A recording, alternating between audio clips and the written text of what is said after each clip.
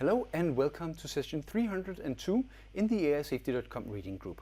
Tonight we will be discussing AGI safety and alignment at Google DeepMind, a summary of recent work by Rohin Shah and others. This article, AGI safety and alignment at Google DeepMind, is written, of course, by three researchers at DeepMind, Rohin Shah, Seb Farquhar, and Anka Dragan, who is the director of AI safety and alignment at DeepMind.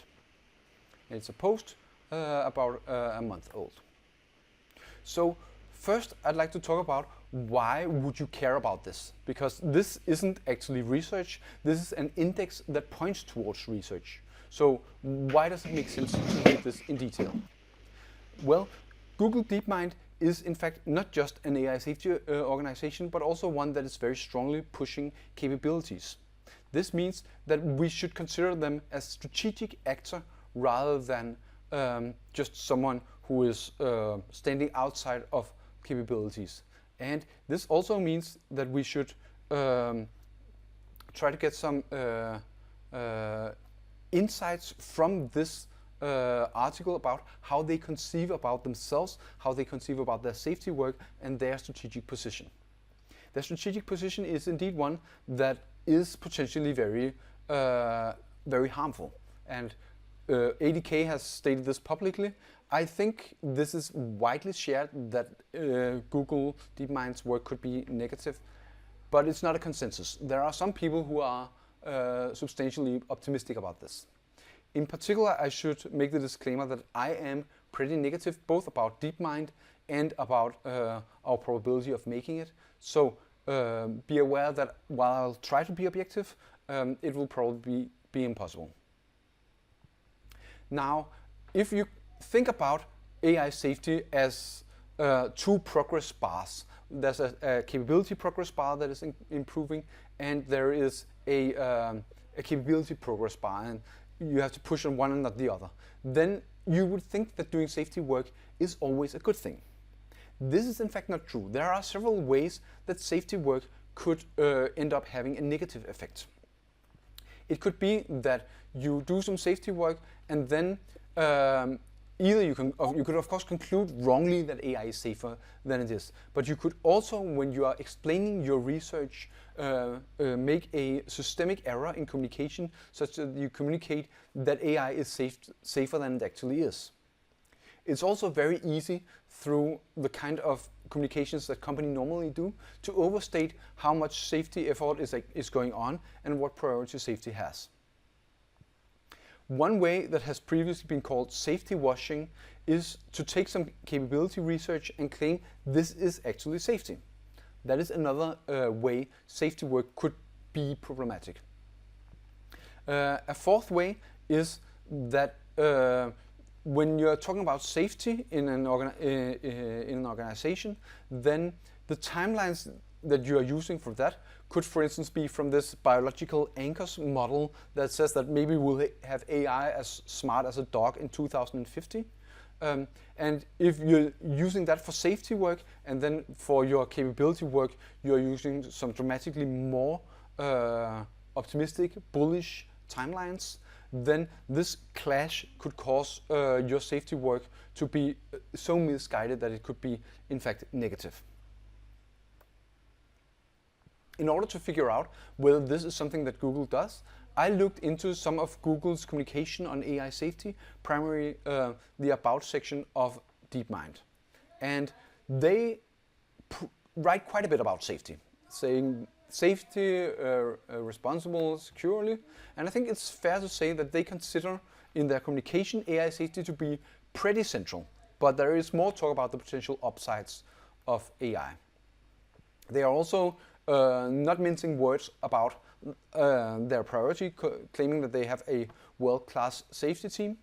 And they are guided by some AI principles. I looked through these principles and it seems like they're divided in two parts, and AI safety is the first and primary principle in the second part, but there is still more that is related to the potential upsides. So it seems their communication, and also they talk about some of the commitments they've made. I think it's hard for me to really precisely understand how to Google communicate, but I'm pretty sure they overall are optimistic on AI, and I think there's a good chance that what the public communications of DeepMind suggest is a very, very optimistic stance on the impacts of AI. I also believe that they are stating pretty clearly that they care a lot about safety, or at least that safety is not a lot less important than capabilities. And also, I believe that they are saying that they are really strongly contributing to safety research.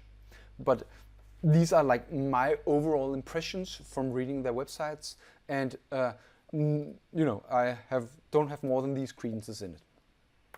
There is one particular thing that they say, and that is that the AGI Safety Council is led by Shane Legg, who is like one of the co-founders, and this is something that is directly contradicted in this article, where Rohin Shah says that he is just the executive sponsor and actually not the leader.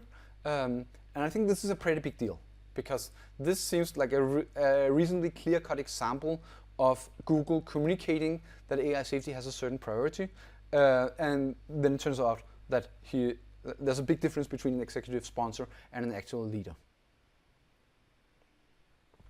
The AI safety team at DeepMind is organized under the heading AI Safety and Alignment, and this has the sub-team AGI Safety and Alignment team, just adding in the G basically, which is like the central team that is working on mitigating existential risk.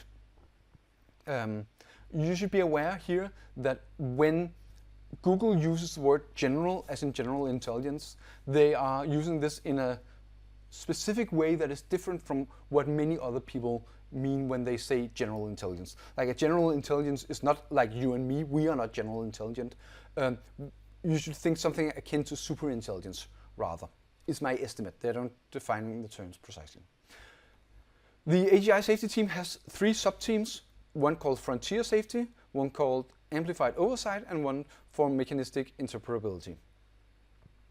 The overall Google AI safety team also has Gemini Safety, the model family, I guess, Gemini, related to that, and Voices of All in Alignment.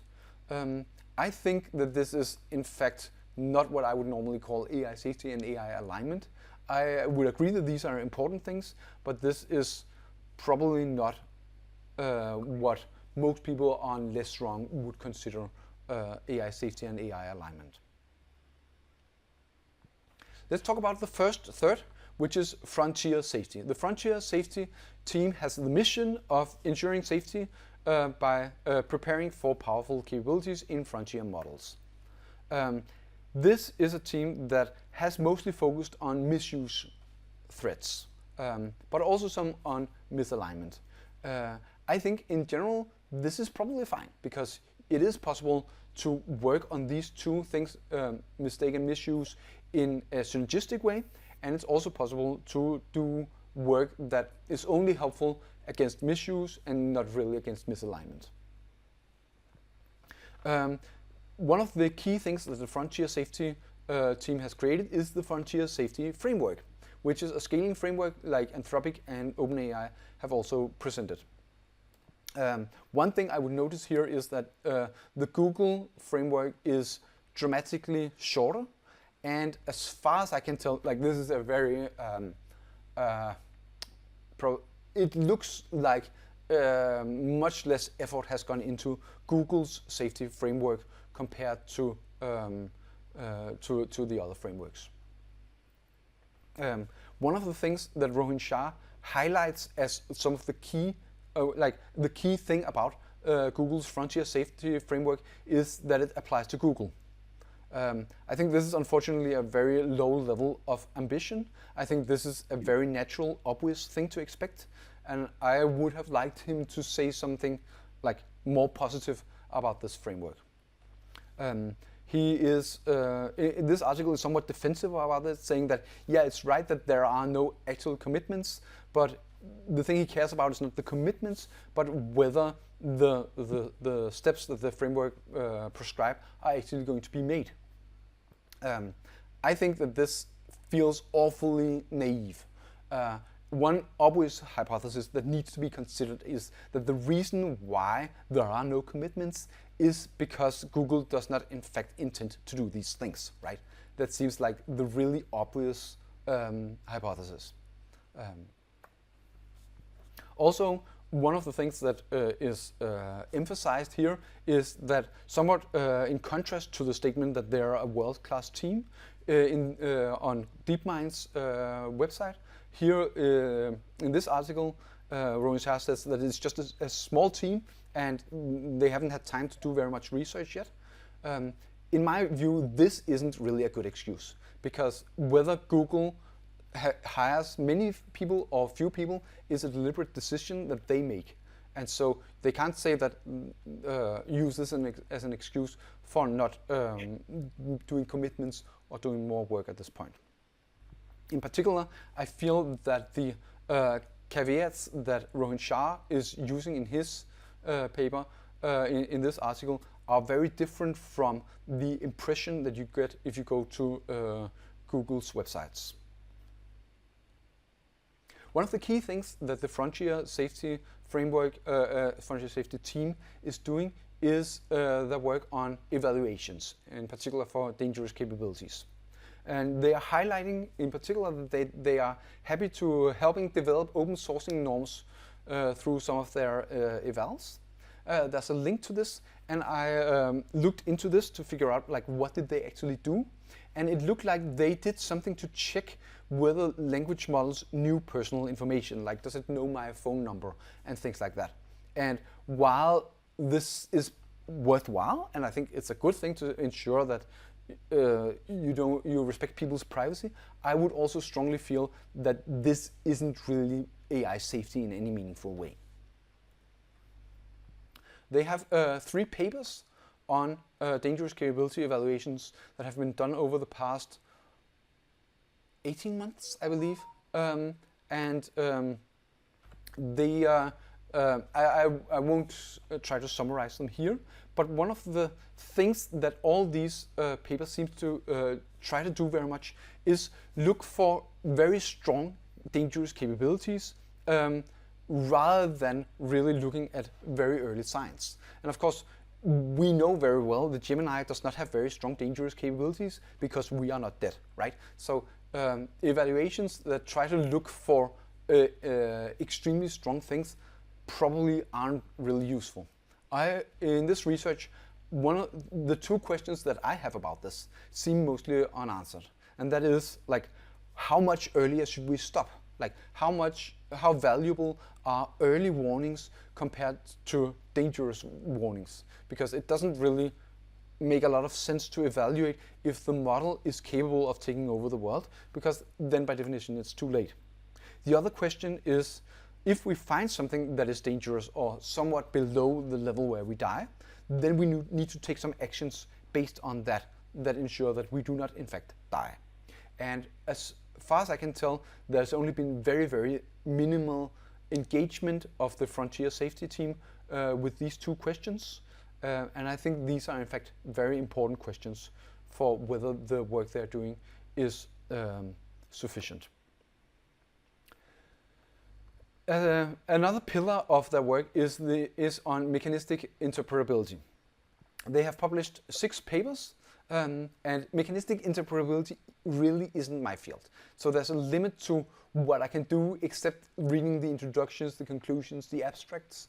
And one of the things that I noticed they did not do is talk about existential safety.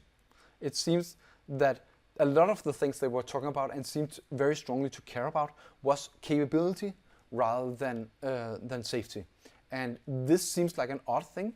If this is a part of the AGI safety team, then you would expect some kind of relating this to the mission of the AGI safety team.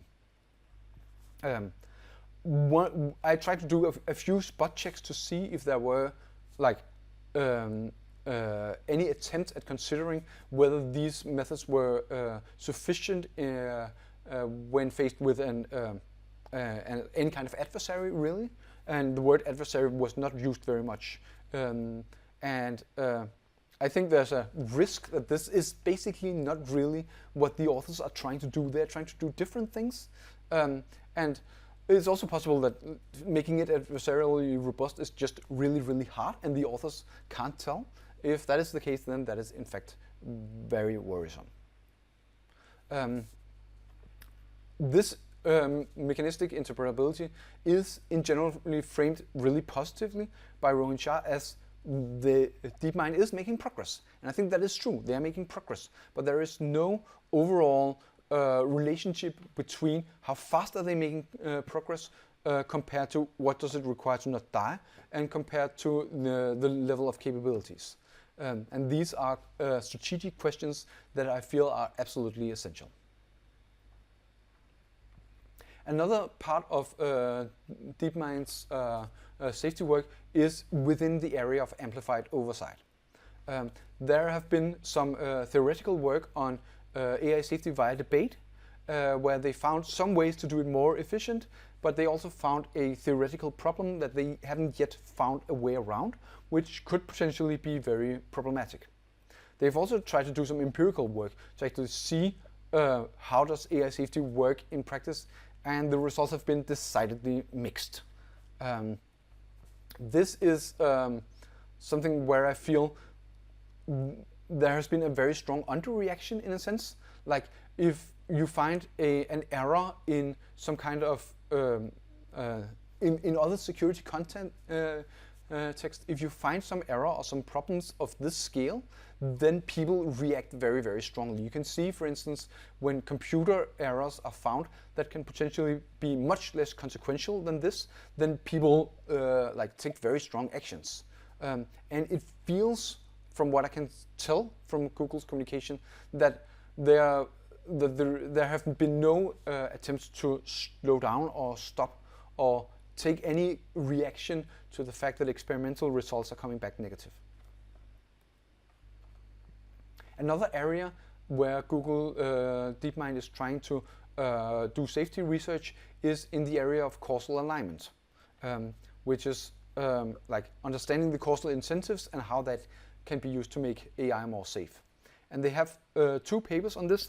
The first is about like discovering agents, like figuring out if your models are inadvertently becoming agentic. When I read this, I was somewhat puzzled, because it is my understanding that DeepMind is explicitly, literally trying to build agents, and that makes this research kind of odd. I notice I'm confused here. The other is that agents learn causal world models, and as far as I can tell, this is 100% about capabilities, and there are no lip service paid to whether this could have anything to do with AI safety. And that makes it strange that this falls into the AI safety organization, and the AI safety organization in DeepMind takes credit for this work. And there is like a kind of a brief comment that they're also exploring safety mitigations based on managing an agent's incentives. And this is, of course, something that back when I started in AI safety was a really big thing, like trying to change the utility function of a good old-fashioned AI to try to make it more aligned. And the strong consensus back then was that if you have a paperclip maximizer and access to its utility function, and you try to tweak the utility function, there is basically no way to make that safe. I don't know, Rohin Shah is probably aware of the history, so I am confused and unsure about whether DeepMind is actually pursuing this line of research. Then there is a section that I have somewhat provocatively called dashed hopes. And the reason is that this section is in Rohin Shah's work called emerging topics. But this title, I feel, doesn't represent the context, the content of the section, because this is about things that Google DeepMind tried, safety work they tried, that turned out to basically not work. And I expect them to just give up on this. I think in general, this is how research should be, that you try some things and then it turns out it doesn't work, and then you publish, hey, this did not work, which I think is really important. And I'm very happy that they do it. So there is substantial credit for DeepMind here. The first hope was that if you try to do different kind of analysis on a large language model, you might find that the thought I am now saying the truth is one that the language model has somewhat localized, so you can like monitor that whether the language model believes that it is telling the truth. Unfortunately, the actual research that DeepMind made seemed to disprove this. There is no simple concept of truth hidden inside a large language model. This is important because I believe that the concept I'm making a deception right now seems one that is extremely relevant for AI safety, and would be really important to know whether they also have given up on that hope and what the status on that is. The second hope that DeepMind investigated was by looking at grokking the idea that language models suddenly start to gain new capabilities. If they understood that more, maybe they could, to a larger extent, predict future capabilities. They tried that and it didn't work out. And this is something that I believe have a lot of consequences for the frontier safety framework, because if capabilities arise in an unpredictable way, then trying to infer when we will have strong dangerous capabilities based on I can see your cursor, sorry. That it seems like the frontier safety framework will be dramatically weaker based on the fact that we can't predict the capabilities. The third alignment hope that DeepMind investigated was whether power seeking is something that AIs will do in general. And there was a hypothesis that it was unlikely, but it turned out that it was in fact pretty probably and predictive, and it's totally a thing that happens. For all of these, I think this is important research. I'm very happy that DeepMind does it.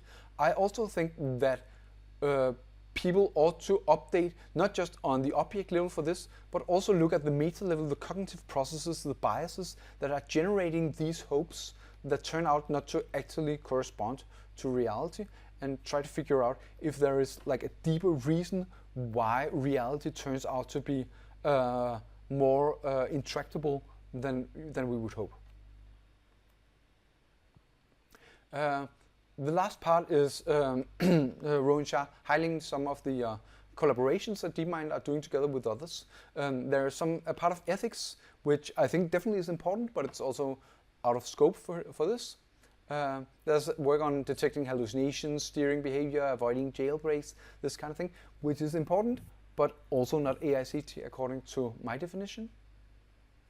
There's Neil Nanda's work on interoperability, which here I wrote that it looks totally irrelevant, but I should probably make that statement less strong because I don't really understand Neil Nanda's work. So just because I don't see the relevance doesn't mean that it's not there. There are three other research papers that I mentioned. Intentional and instrumental goals, defining and mitigating AI deception, and decision theories with mechanized causal graphs. And these three I would like to highlight as something that looks really promising. This is the kind of thing that I would definitely consider within AI safety. So somewhat in contrast to the other work. Finally, Rohin is discussing like the future plans, and they are revising their high-level approach to which like I obviously think is called for, because they're noticing that all these things that they're working on don't really seem to be sufficient. If you have distributional shifts and goal misgeneralization, it seems like mechanistic interoperability and the frontier safety and dangerous capability evaluations and AI safety via debate, these kind of things seem to be not strong enough. And the hope is adversarial training, uncertainty estimation, and some other things could account for these. It's of course possible, and it's not very fleshed out at all. It's not at all clear to me how adversarial training could really get around these problems, but maybe it could. Another thing that DeepMind is intending to focus on is their AI control framework. And I would also highlight this as a really, really good idea, because AI control is totally important, neglected, and tractable. And DeepMind seemed like the kind of organization who could really strongly contribute to this. It's also like AI control without alignment seems obviously insufficient. And that makes it hard for Google DeepMind to really invest strongly in this. But I think they are, in fact, going the right way, even if that is substantially harder. So where does all of that leave us?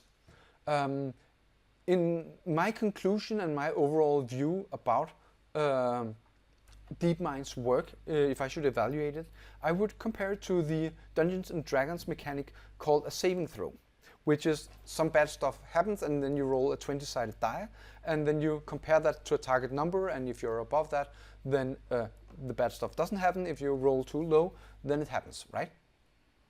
And it is possible that we live in what I would call an easy alignment world, where AI is safe except if you roll a 1.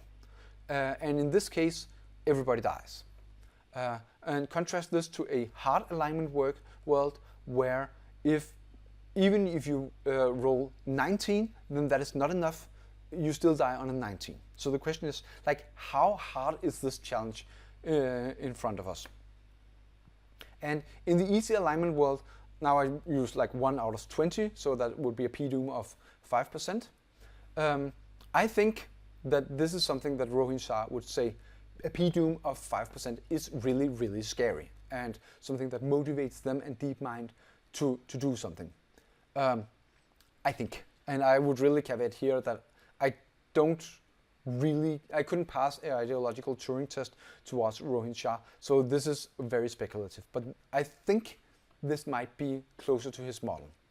If you believe that p-doom is 5%, then saving throws seem really, really good, because if you roll a 1, well, if you can somehow do a saving throw, like for instance, do mechanistic interpretability of figuring out, hey, this AI is trying to kill us all, then shutting down the AI and making a new one seems like the correct way to handle this kind of problem. And if you are, by some really, really freak accident, making an AI that wants to kill us all, even if you are trying hard not to, then you just stop and you do it again. And in this case, trying to get many different kind of safety mechanisms mostly working, like doing some mechanistic interpretability, even if it's not perfectly adversarial robust, doing some AI safety versus via debate, even if it's not perfectly, getting all these kind of things seem like they are very valuable. In the other world, where p-doom is 95%, a saving throw doesn't in fact help us very much, because if you may build an unsafe AI and then you turn it off and then you turn it on again, perhaps with a minor change, it will still be unaligned. Excuse me.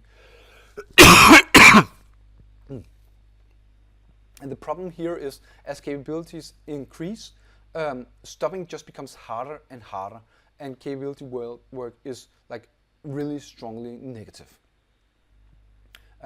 In order to make AI safe in a world where safety is really hard, we need to look at the safety processes at nuclear power plants and things like that, and try to be inspired by that. And this is a kind of safety that is very much like not getting 80% of the benefit with 20% of the effort.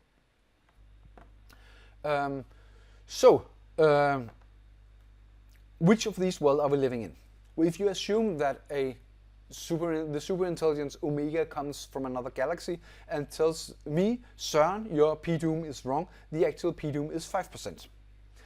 In that case, then obviously I would have to update a lot, because it means that I've seen a lot of evidence that I've totally misinterpreted. And if we live in this world, then I believe what DeepMind is doing is prudent and correct, and the allegations that have sometimes been made of safety washing are incorrect. Sure, there's some part of the communication that does seem somewhat problematic and not entirely good. But in general, I would feel pretty good about what DeepMind is doing. If, on the other hand, I'm right and Omega tells Rohin that he's wrong, the AI alignment is really, really hard. Again, I don't actually know how Rohin would react to this. I should not speculate about how he would update on that. But I think it is pretty clear that he should quit DeepMind, because in this world where AI safety is and AI alignment is really, really hard, then I believe that what DeepMind is doing is, in expectation, strongly negative. So can we distinguish these two things? I think unfortunately not. Like, it's really hard to predict extremely complex things in advance. It's a lot easier to just run the experiments. So that's what we do. Humanity does in almost all other circumstances. One thing that I think would be a strong sign of whether we are living in the easy world or the hard world is, like, how strong are these convergent instrumental drives? Do we almost always end up in them no matter what we do? Or do you need some extremely contrived circumstances to end up in those?